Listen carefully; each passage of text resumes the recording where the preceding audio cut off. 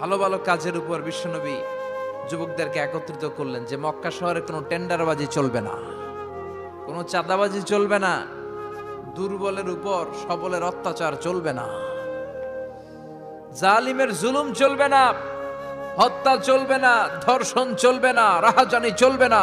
মক্কা শহরটারে শান্তির শহর বানাতে হবে। যুবকরা এই দায়িত্ব কাঁধে নিয়েছে। কারা? মুরব্বীরা না, যুবকরা। যুবকদের আছে প্রাণ ঢালা উচ্ছ্বাস, অনেক শক্তি। এজন্য যুবকদেরকে ভালো কাজে আসতে হবে। যুবকরা চাইলে এ দেশের চেহারা পাল্টে দিতে পারে।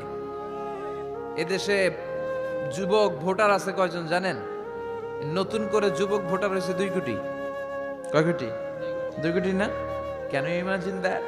কল্পনা করতে পারেন? They can change Bangladesh, they can change the face of Bangladesh. তারা 56,000 বর্গ মাইলের এই বাংলাদেশের চেহারা পাল্টে দিতে পারে। তাদের অনেক শক্তি।